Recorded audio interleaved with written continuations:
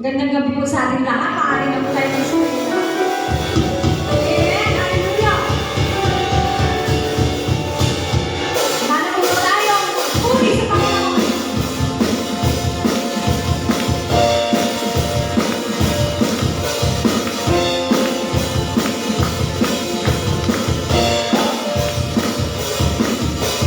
Joy to the world.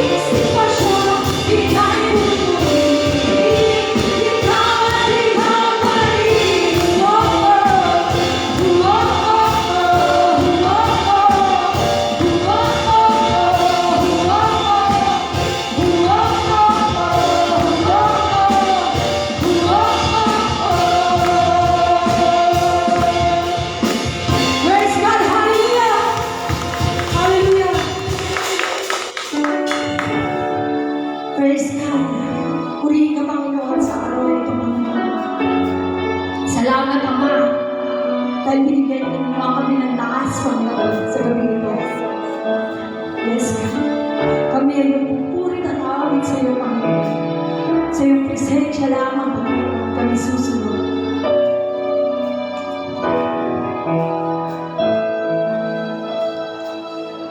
Sa Panginoong Jesus, ako magtitiwala sa biyaya niya habang buhay ko ay may kanina sa pagsubok at humbay.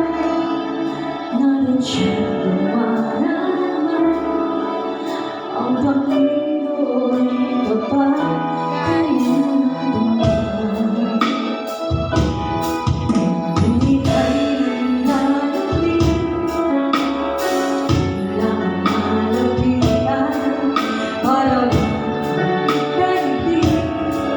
Sa iyo'y pinapasama.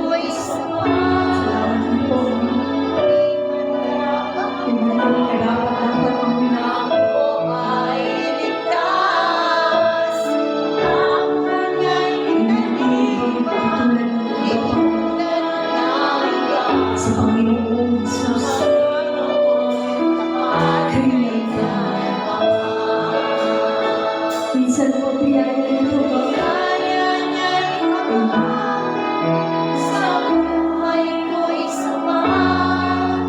Di man karapat dapat na ako ay iligtas. Pakulay di nag-iiba, di tulad ng iba. Sa Panginoon sapat kaya kilala na biyaya niya naman.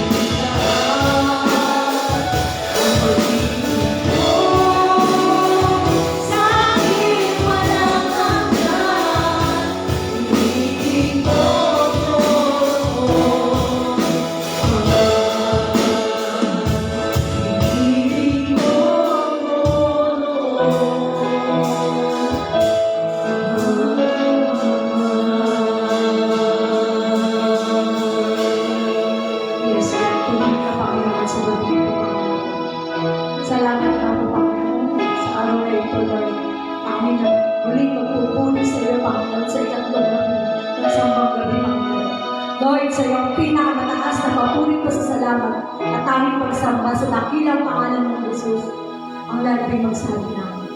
Amen.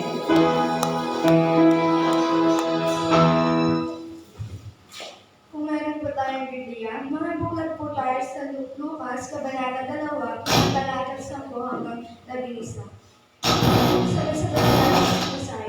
Pero sinabi sa kanila ng anghel, huwag kayong matakot dahil naparito ako upang sabihin sa inyo ang magandang balita na magbibigay ng malaking kagalakan sa lahat ng tao. Sapagkat sinila ngayon sa Bethlehem, sa bayan ni Haring David ang inyong tagapagligtas, ang Kristo na siyang Panginoon. Purihin po ang pagkabasa ng buhay at banal na salita ng Diyos.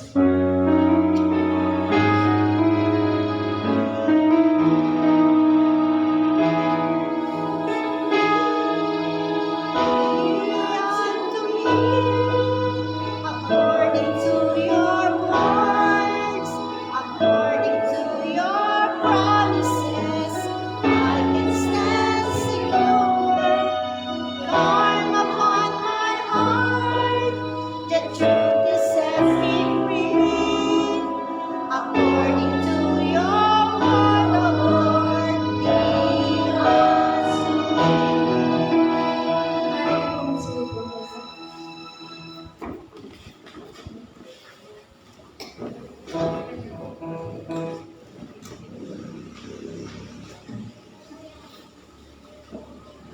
Isang mapagpalang gabi po sa buhay at sa bawat isa po sa atin. Good evening po. Ngayon pong gabi ay ikatlong gabi na po ng ating sambang gabi. At ang ating pong pag-aaralan ay nagmula po sa aklat ng Lucas, Kabanata 2, mga talatang 10 hanggang 11. Meron po akong katanungan sa inyo. What is or what was is the most valuable or beautiful gift that you ever received? Ano po kaya yung isang regalo or maraming regalo na sa tingin po natin ay kahit kailan hindi po natin ilalet go? Kahit kailan hindi po natin siya hayaan na masira or maalis mismo sa balot. Or let's say, itatabi po natin siya sa pinakamagandang lalagyan. Meron po kaya tayo nito? Siyempre natin. Diba? Lahat po tayo may magandang regalo na na-receive sa buhay po natin. Every Christmas, ang mga kabataan, mga magulang, we expect gifts. Tama po ba? Lalo na po sa mga mayayaman. Natural po yan sa kanila na may regalo. Pero sa mga mahihirap po kaya, ano po kaya yung regalo na maganda? Nag-e-expect po kaya yung mga tao na yun ng isang regalo na sa tingin po nila sa buong buhay nila ay hindi sila magkakaroon. Siyempre naman.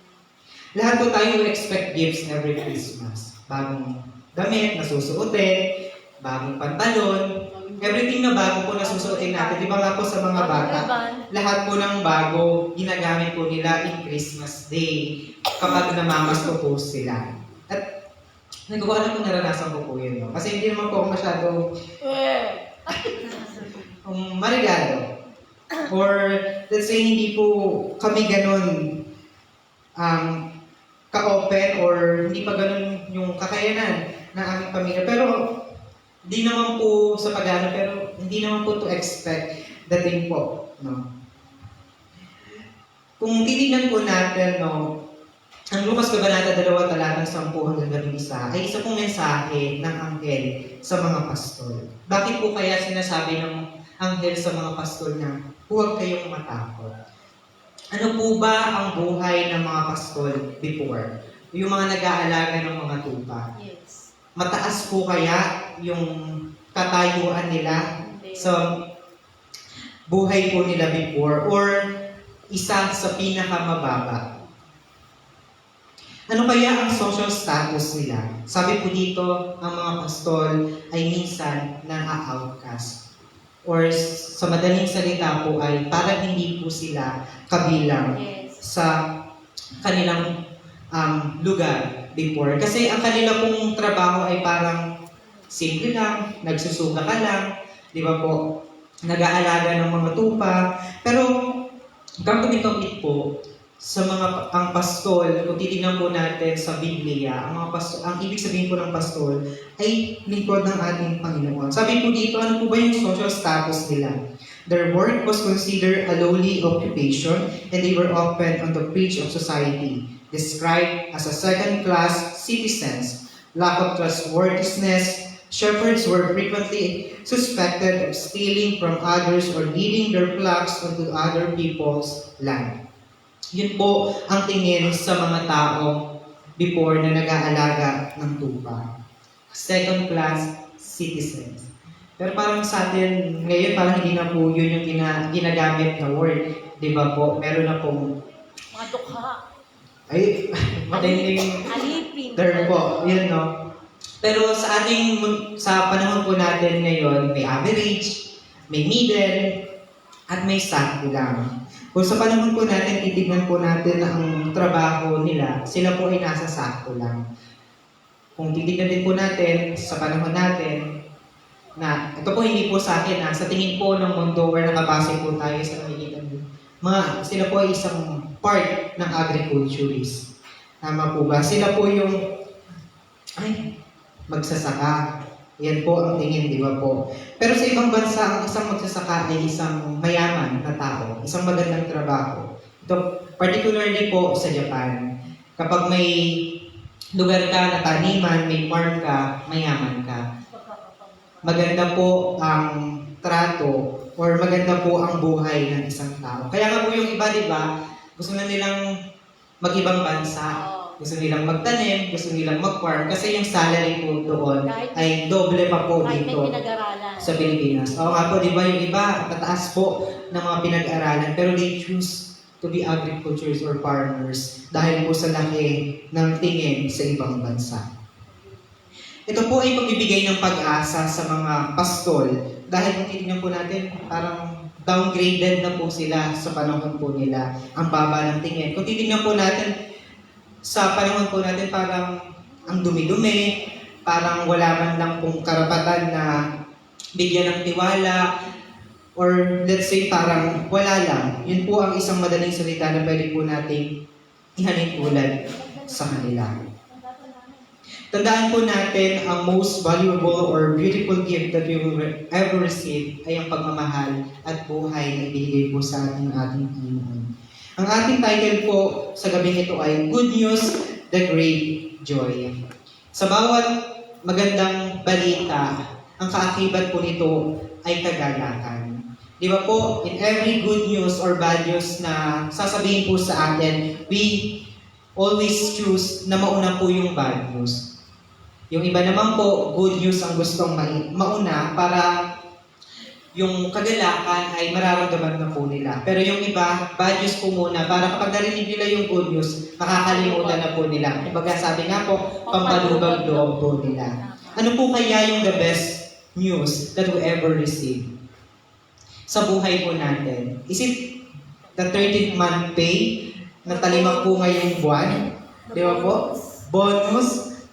Bagong sasakyan? Pagmamahal? Or anything po na pwede pong i-offer ng mundo sa atin ngayon. Yun po kaya yung pinakamagandang maririnig po natin na balita sa ating buhay. Tandaan po natin, every one of us wanted a good news in our life. Wala namang pong tao na, ayoko ng good news. Gusto ko puro negativity lang ang pumasok sa buhay ko. Di ba nga po, kapag New Year, ang gusto ng mga tao, good vibes lang. Ayaw nila na masimulan ang kanilang bagong taon na malungkot, puro negative. Kasi sabi po nila, kapag sinimulan yan ng New Year, throughout the year, magiging ganun daw po ang buhay. Naniniwala po ba kayo sa ganun? Hindi. Nasa tao pa. Siyempre, hindi na po tayo maniniwala doon. Bakit tayo maniniwala sa pinaniniwalaan ng ibang tao na kapag ang unang araw ng taon ay sinimulan mo na masaya, throughout the year magiging masaya. Kapag malungkot, throughout the year magiging malungkot. Hindi po ganon ang buhay. Hindi po ganon ang plano sa atin ng ating Panginoon. Maybe we believe at some point, pero simula po nung nakakilala tayo sa ating Diyos na buhay, hindi na po. Ang dami na pong kalinawan, ang dami na pong ipinakita at pinarealize sa atin ng ating Panginoon. Di ba nga po, ang mga Pilipino, madami po silang paniniwala. Tayo, bilang mga Pilipino, marami po silang pinaniniwalaan na mga bagay na unti-unti pong inaalis sa atin ng Diyos. Bakit ka maniniwala dyan? mas higit ang ating Panginoon kaysa sa mga bagay na yon. Kapag may patay, bawal magsalamin, bawal magwalis, bawal magsuklay. Marami pong bawal kapag may patay. Bawal mag-uwi ng pagkain. Bawal mag-uwi ng pagkain pero hindi po yung totoo. Nag-uwi ako gabi, 3, sandwich. Way back in grade school po, nung pumunta po ako sa lamay ng nanay ng kaklase ko, syempre bata, malamig gabi, naka-jacket po ako. Puso po ang kutkutin. Ay ako po, kumuha po ako at naglagay sa may bulsa ng jacket ko. Habang naglalakad po ako, pauwi ako. Pagkapako po, meron po ako mga kutkutin. Di nag-overthink na po ako. Bata po ako, hindi pa po ako ganun ka-open bilang isang Kristiyano. Sabi ko, baka sinusundan na ako ng kaluluwa. Baka mamaya nandyan na yun. Kasi sabi po nila, di ba, kapag susunod sa'yo, maaaring ikaw yung sumunod sa kanya. Kaya ako naman po, bata, syempre, mamamatay na ba ako? Yun po yung isang bagay na unti-unting inalis sa akin ng ating Diyos na hindi po siya totoo. Kaya yung mga paniniwala po natin, unti-unti po sanang maalis sa atin. Sabi po nila, wala namang mawawala kung susubukan mo. No, meron po. Your trust in God. Bakit ka maniniwala sa isang bagay na wala namang po talagang kasiguraduhan? Pero in God, we must put our trust wholeheartedly. Buong puso po nating ilaan ang ating mga buhay. This is the good news that we will never be encountered sa buhay po or sa mundo na ito. Ito po ay makukuha at makikita lang po natin sa ating Diyos na buhay, sa ating Panginoong Jesus. Una po na sinabi ng mga anghel sa mga pastol ay, do not be afraid. Huwag kang matakot. This behavior or character ay parte po ng buhay, sa buhay ng bawat mamayan. Bawat tao, parte po, nararanasan po natin to, matakot.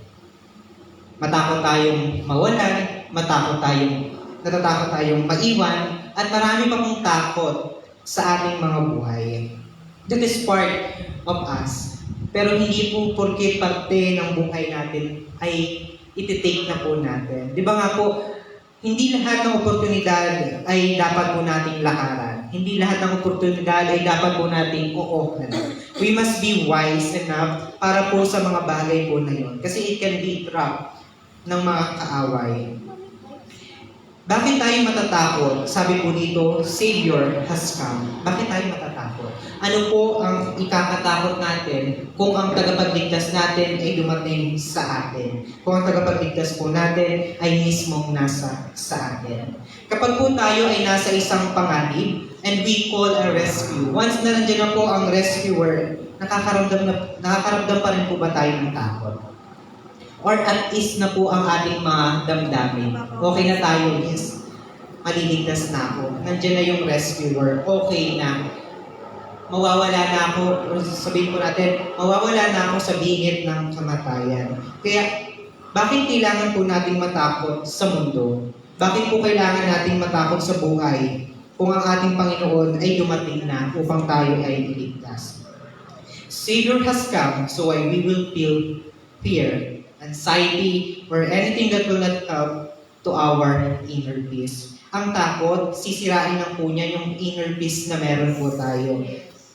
Kumbaga, imbes na payapa po ang ating buhay, yung takot sisirain niya po. Those anxiety, depression, overthinking, sisirain po niya ng ating inner peace. Kaya we must let go and let God na kumilos po sa buhay po natin. Natatakot tayo kasi we are not fully surrendered sa buhay po ng ating Panginoon. Meron pa po tayong konti or maaaring malaki pa pong porsyento sa ating buhay na hindi pa po natin isinusurrender sa ating Diyos. Natatakot pa po tayo kasi hindi pa po ganun kalalim ang ating pananampalataya. Hindi ko po sa inaano ang pananampalataya ng bawat isa po sa atin. May kanya-kanya po tayong lalim. Kanya-kanya po tayong pangunawa. Pero the thing is, we must not neglect na ang pag-asa ay nasa ating Panginoon. Hindi po dapat nating kalimutan na ang Diyos na ang nariyan. Siya ay dumating para po sa atin.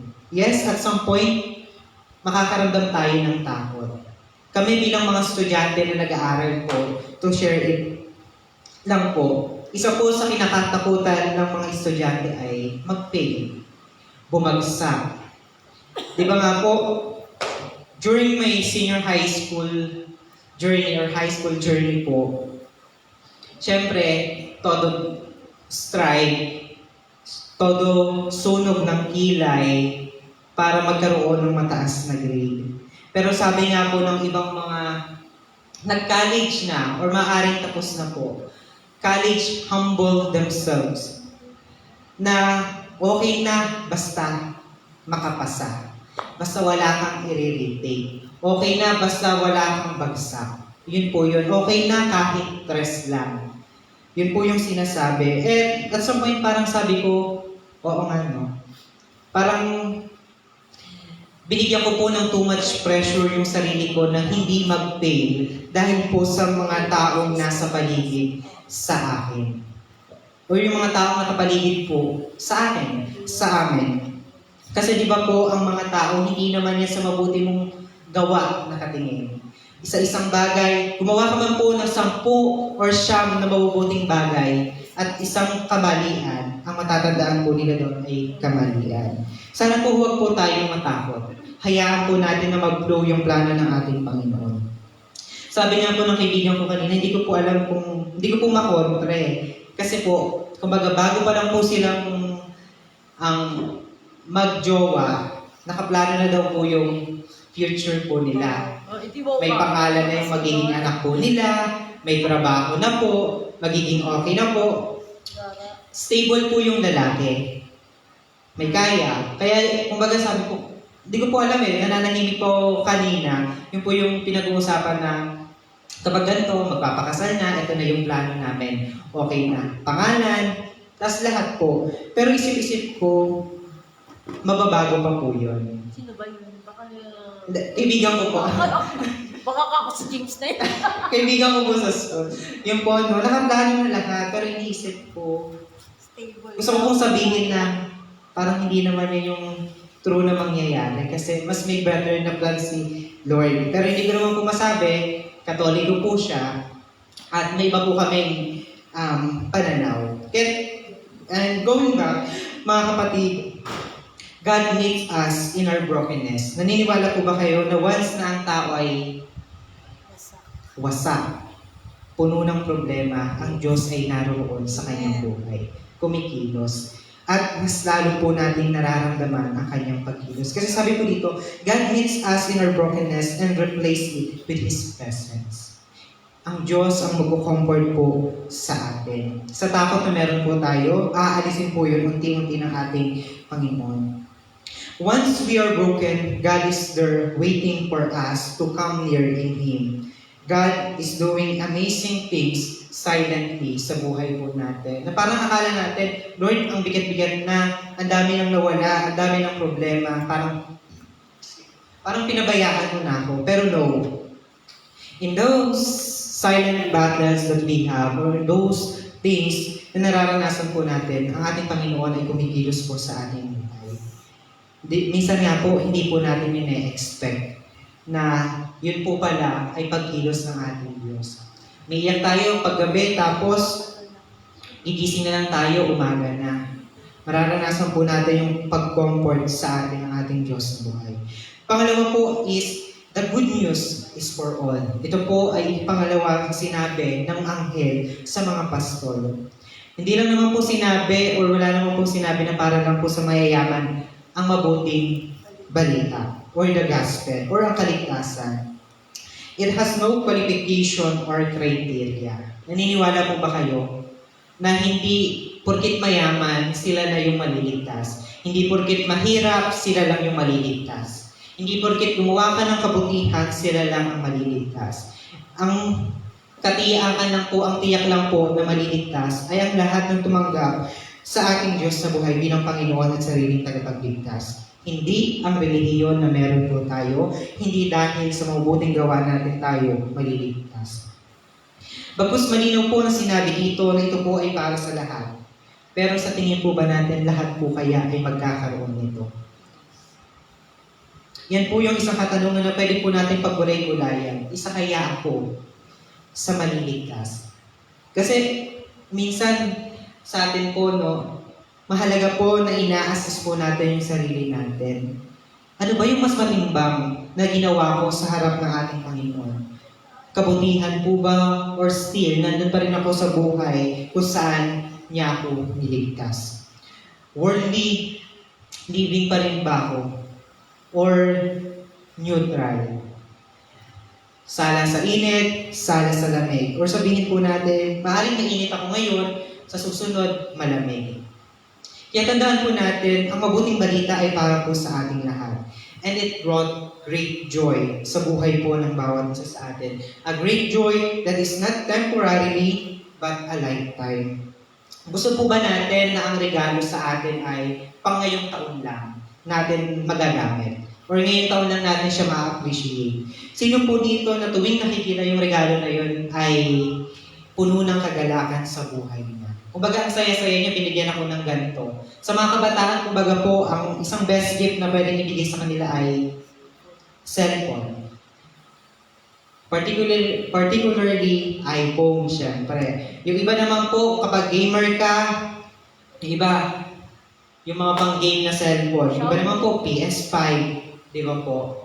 Yun po yung mga bagay na kung titignan po natin sa mga kabataan ay matutuwa sila. Pero hindi po in a long run. In short time lang po. Ganun din po sa maaari, sa mga regalo na ibibigay po sa atin. Bagong cellphone, hindi po yan pang long life. Hindi po yan pang habang buhay. Limited. Meron pong boundaries at meron pong limitation lahat ng bagay dito sa mundo. Pero yung good news po na ibinigay po sa atin, pang habang buhay. Hindi dito sa kalupaan, kundi sa presensya ng ating Panginoon at sa kalangitan. God didn't offer gift that will last for months, years, decade, century, millennium, but gift that lasts forever. Diba, hindi lang po pang 100 taon na kasiyahan ang ibinigay po sa atin ng ating Panginoon. Kasi once na bumalik po tayo sa tunay po nating tahanan, ang joy po na mararanasan po natin ay everlasting. Nag-uumapaw na kagalakan po. Walang pain, walang sadness, puro kagalakan po ang ating mararanasan. Kaya, saan pa po tayo, di ba? Saan pa po tayo hahanap ng gano'n? Saan po natin matatagpuan yung regalo na in-offer po sa atin ng ating Panginoon? Kaya dapat po, we must not turn 180 degrees sa buhay po natin ngayon, no? Kasi tayo bilang Kristiyano na ngayon, if we turn 180 degrees, babalik po tayo sa dati nating buhay. Eh bakit hindi 360? Kapag 360 po ang turn po natin, balik po tayo sa pagiging Kristiyano natin, which is okay. Pero kung yung turn natin ay 180 degrees, ay parang at some point, mararanasan natin na parang okay lang pala. Pero at the end, marirealize po natin, hindi pala. Totoo po ang sinasabi ng mga tao or yung quotation na nasa huli ang pagsisisi. Wala namang tao na nagsisi muna bago gawin yung isang bagay. Ano na lang po yun? Tawag po dito, sorry po dito, baliw. Yun na lang po yun, no? Parang natutuwa ka tapos tsaka mo siya gawin. Or magsisisi ka muna bago mo gawin yung isang bagay. The great joy must be shared to everyone. Hindi lang po sa atin, hindi lang po sa pamilya natin, or dapat ibahagi yung kagalakan na natanggap po natin. Lahat po tayo dito, alam ko, ay mag-a-agree na lahat po tayo ay nakatanggap na ng kagalakan. Wala naman pong hindi, di ba? Lahat po tayo. Kaya bilang nakatanggap, huwag po tayo maging selfish. Ibahagi po natin yung great joy na naranasan po natin at natanggap po natin sa pamamagitan ng ating Diyos na buhay. Pangatlo po, Jesus, the Savior. He is the promised one. Mula po sa Old Testament na nakasulat po doon, until now, in the near future, siya pa rin po ang tagapagligtas na meron po tayo. Sabi ko nga po, nung nagturo po ako nung linggo, yung ibang tao po sa ibang bansa, yung mga mayayaman, they build their house sa maayos at magaganda at matitibay po na materyales. Pero still, hindi po sila maliligtas nun. Anumang kayamanan, anumang po ang gawin po natin sa mundo na to, kung hindi po ang Diyos ang kasama natin, baliwala po. The Savior has come. Kaya po mga kapatid, we must never neglect or huwag po nating ayawan yung regalo. Libre yung regalo na ibinigay po sa atin. Wala pong kapalit yung regalo na ibinigay po sa atin. He is the promised one, the one that will conquer everything, and the one will help us and give hope. Bilang pagtatapos po, sabi po dito, good news replaces fear with joy. Naniniwala po ba kayo doon? Na ang mabuting balita ay pinapalitan ng takot ng kagalakan. If we have joy, if we have fear in our hearts, let's surrender it to our God. The good news that we have is more than good news that this world can offer or have.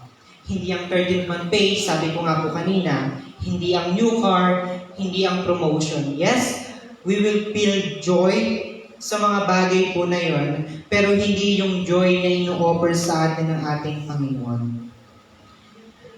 Ang tanging makakapagbigay lang po sa atin ng joy or yung makakapagbigay sa atin ng kagalakan na kailanman ay hindi mawawala ay ang ating Panginoon.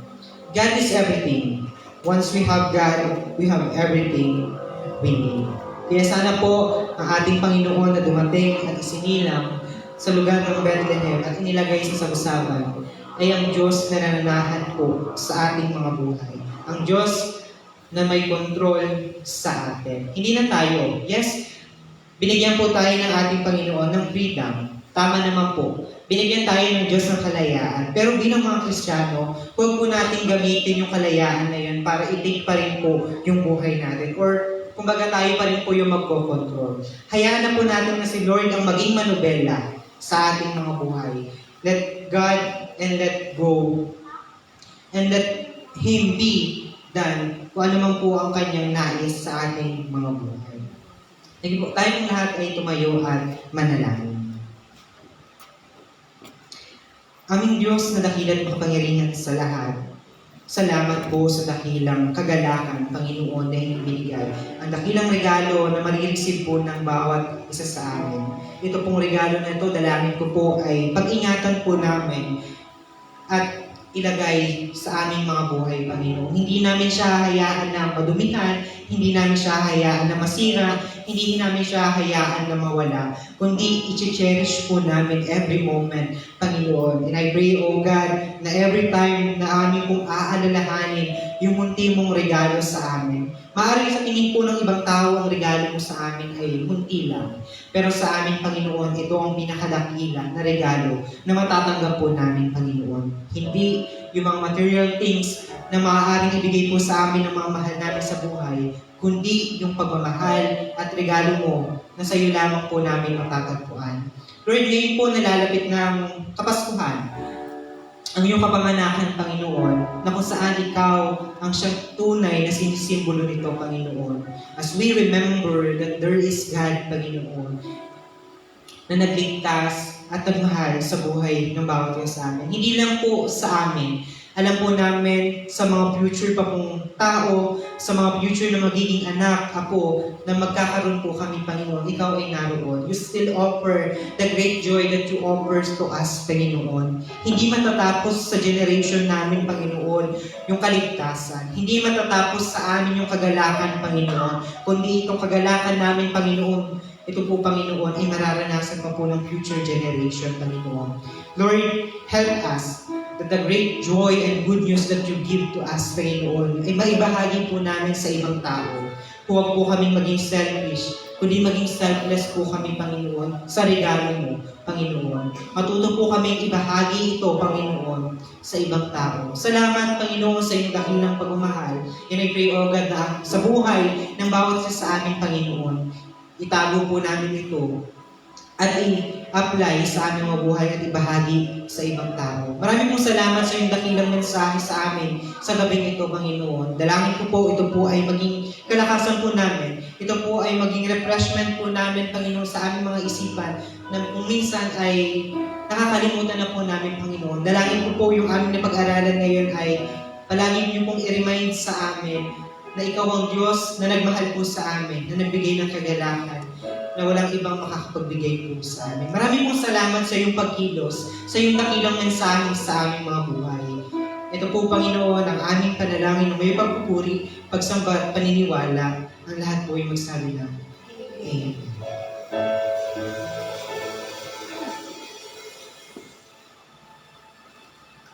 Sige po, tayo po'y dumako sa gawain ng pagbibigay. Tayo po'y manalangin. Lord, Ama namin na nasa langit. Salamat sa gabi nito na nagpapatuloy ang aming sambang gabi, aming Panginoon. Lord, sa gabi nito, nagpapasalamat kami sa bawat buhay ng bawat isa na narito, aming Panginoon. Lord, sa gabi na ito, na sa lahat na tapat na magbibigay aming Panginoon, Lord, Ikaw po ang patuloy na magpala ng kanilang mga buhay, aming Panginoon. Ikaw po ang patuloy na magbigay ng kalakasan at kaligtasan sa bawat isa na narito, aming Panginoon. Ikaw po ang siyang mag-supply anuman ang kanilang pangangailangan sa kanilang araw-araw na buhay, aming Panginoon. Gayon din po, Lord, sa mga kasamahan namin na hindi namin makakasama ngayon sa aming pagbibigay, aming Panginoon. Dalangin po namin na Ikaw po ang magbigay ng oportunidad sa bawat isa sa kanila para po, Lord, magkaroon sila ng source at magkaroon sila ng pagkukuhanan ng kanilang magiging income, Lord, aming Panginoon, upang sa susunod na pagbibigay ay siya rin pong makasama din po namin sila sa gawain na ito, aming Panginoon. Ikaw po ang siyang magbukas ng oportunidad ng trabaho, aming Panginoon. Ikaw po ang magpalago at man ang negosyo na kanilang pinanghahawakan, aming Panginoon. Ikaw po ang patuloy na magpala sa buhay nila, aming Panginoon. Ikaw po ang siyang patuloy na magbigay ng pag-asa, aming Panginoon, sa bawat isa kanila. Lord, dalangin din po namin sa gabi na ito, aming Panginoon. Ano man ang maligog namin sa gabi na ito, dalangin po namin na ito'y magamit lamang ayon lang sa kalooban mo dito sa loob ng aming bahay panambahan. Binabalik na po namin sa iyo ang mataas na papuri at salamat at tayong pagsamba sa pangalan ni Jesus. Amen.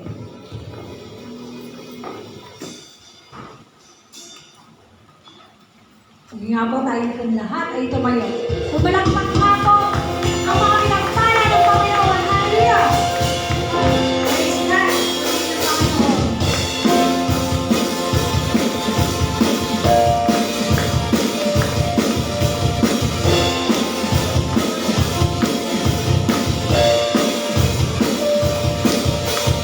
Joy to the world, my Lord is. Let earth receive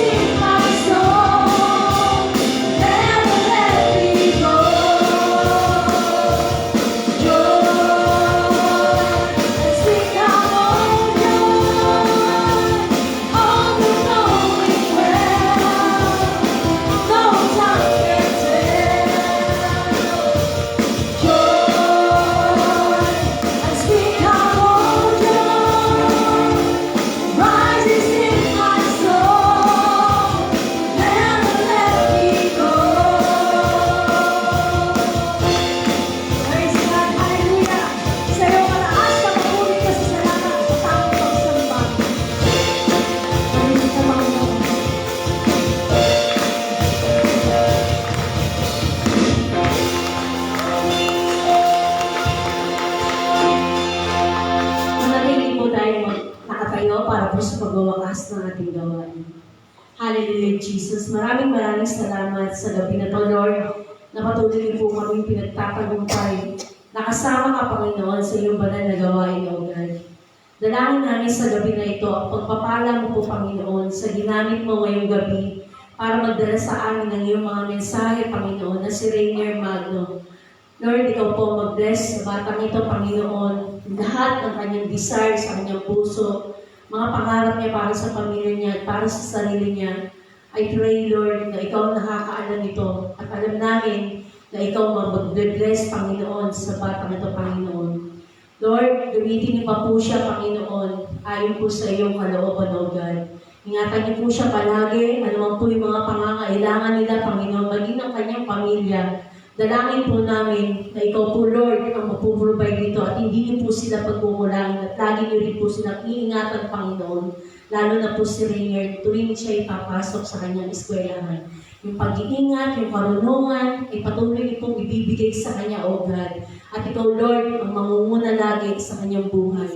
Salamat din po, Panginoon, sa mga kapatiran, mga nanay, mga youth, mga kids na naririto para sama-sama kami sumamba sa iyo.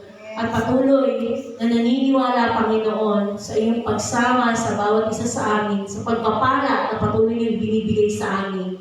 Salamat, Lord, sa mga kapatiran na patuloy na naglalaan ng oras para sambahin ka at itaas ka sa aming mga buhay. Lord, ikaw na po ang bahala sa amin. Ingatan niyo po yung bawat isa sa aming paghiwa-hiwalay at panandali ang paghiwa-hiwalay. Ingatan niyo po kami, Panginoon, maging sa aming pangangaroling sa gabi na ito. I pray, God, na ikaw po yung patuloy na sumama sa amin. Bigyan niyo po kami ng kagalakan, Panginoon. Alisin niyo po yung mga nararanasan na kapaguran sa bawat isa, O God. At ikaw lamang, Lord, ang aming mga paglingkuran, Panginoon. Ikaw lamang yung maitaas, Panginoon. At yung lahat ng pupuntahan namin tahanan, Panginoon, ay ikaw ang magliwanag, Panginoon, sa aming mga buhay. Ikaw ang makita nila, Panginoon, na kung paano niyo po kami ginagamit. Lord, samahan niyo po kami sa mga tao na dapat namin puntahan, Panginoon. Pagpalain po ang mga tahanan na aming mga pupuntahan sa gabi na ito, O God. Ingatan niyo rin po kami, bawat isa, Panginoon. At patuloy na kagalakan at kalakasan ay bibigyan niyo po sa bawat isa. Salamat po, Ama, sa natapos na gawain na to. Sa iyo lamang po ang pinakamataas na papuri, pasasalamat at pagsamba sa tanging pangalan lamang po ng iyong anak na si Jesus. Ang natin magsabi na. Amen. Kita kayo pa